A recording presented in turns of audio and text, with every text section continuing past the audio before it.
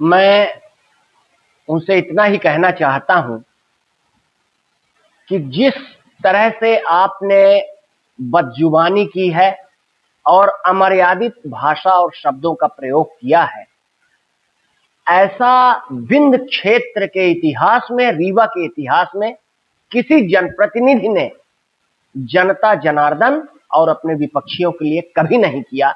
और ये बहुत ही शर्मनाक बात है। आपने जो कहा है, तो मैं आपसे कहना चाहता हूं कि किसके बाप के यहां से नहीं, जो आपने कहा है कि कौन फादरलैंड है, इजराइल आपका फादरलैंड है ना, तो उसी बाप के यहां से आपको लाके ईंधन, तेल और भारत की जनता को देना चाहिए। एक जमाना वो भी था जब राजीव गांधी जी प्रधानमंत्री हुआ करते थे और विश्व में खाड़ी संकट आज भी लोग याद करते हैं, और ईरान और इराक का युद्ध हुआ था। एक बूंद तेल की किसी को कमी नहीं हुई थी और ना ही तेल के, पेट्रोल डीजल के रेट बढ़े थे। जनार्दन मिश्रा जी, आप और आपकी सरकार अपनी नाकामी और असफलता का शर्मिंदा होने के स्थान पे आप शब्दों का प्रयोग करते हैं विपक्षियों और आम जनता के लिए। आम जनता इसका खामियाजा क्यों भुगते? क्यों? अब एक तो आप मिलावट करके पेट्रोल और डीजल दे रहे हैं और इसके बाद आप उल्टे सीधे शब्दों का इस्तेमाल आम जनता के लिए करते हैं। निश्चित रूप से आपका समय खत्म हो गया है।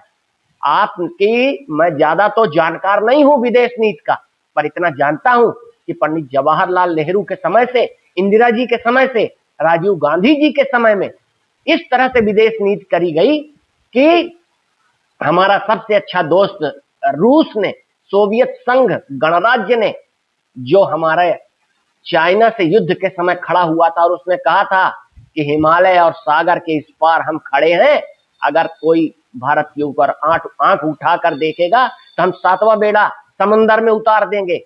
उस रूस और तमाम जो हमारे दोस्त पुराने रहे हैं, आपने उस विदेश नीति को छोड़ दिया और वही अमेरिका जो 62 के युद्ध में हमसे किनारा कर गया था, उसको आपने अपना मार्गदर्शक बना लिया। इसलिए आज ये परेशानियां आ रही हैं और आपको शर्म आनी चाहिए इस तरह की बात करते हुए, क्योंकि आम जनता के प्रति आपकी जवाबदारी है कि आप सस्ते रेट पर उन्हें ईंधन उपलब्ध कराएं, न कि इस तरह की बात करें आपको। और मुझे बड़े खेद के साथ कहना पड़ रहा है कि माननीय राजेंद्र शुक्ला जी, जिन्होंने बार बार रीवा को पिछड़ा कहा, और आप जनार्दन मिश्र जी, आप दोनों मिलकर विंध्य क्षेत्र और रीवा की उस तरह से शर्मिंदा किया है कि जैसे किसी ने शर्मिंदा नहीं किया होगा। और इस तरह के बातें करके आप बार बार आम जनता का मजाक उड़ा रहे हैं, आम जनता के द्वारा दिए गए समर्थन को आप अपमानित कर रहे हैं, और आपको खुले सार्वजनिक रूप से इस जीत के लिए माफी मांगनी चाहिए। और मैं उन आरएसएस वालों से भी आज पूछना चाहता हूं कि भाइयों, आप सारे दुनिया को, सारे समाज को, सारे विपक्षियों को देशभक्ति का और मातृभूमि के प्रति निष्ठा का प्रमाण पत्र देते घूमते हो। आज आपके ही प्रतिनिधि सारे विंध्य क्षेत्र का और रीवा का अपमान बार बार कर रहे हैं, तो आपके सिरों में, शिराओं में बहते हुए, नसों में बहते हुए रक्त में उबाल क्यों नहीं आता है? क्यों आप अपने ही लोगों को खड़े होकर नहीं कहते हो कि क्यों रीवा का आप अपमान करते हो?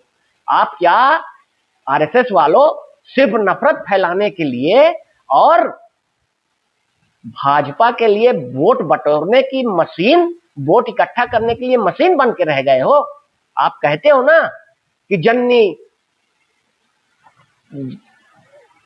स्वर्ग से महान है और इसके लिए तन और मन और प्राण है, तो मैं भी कहता हूं कि जननी जन्मभूमिश्च स्वर्गादपि गरीयसी। लेकिन ये सारे समाज और दूसरे लोगों के ऊपर लागू नहीं होता है, ये आपके भी जो जनप्रतिनिधि उनके ऊपर भी लागू होता है। इसलिए आप इनको भी रोक लगाइए, नहीं तो इनके खिलाफ अगर आपके अंदर दम है तो इनका विरोध करिए। तो मैं यही कहना चाहता हूं कि ये बहुत ही गलत बात, और अब आने वाले समय में रीवा की जनता, विंध्य की जनता इनको सबक सिखाएगी और इनको कुर्सी से और सत्ता से उतार फेंकेगी। और अंत में दूसरों के को बुरा कहने वाले सुनो, खुद को भी तो जरा एक नजर देख लो, अपने भी ऐब तुमको नजर आएंगे, आईना मैं दिखा दूं अगर तुम कहो।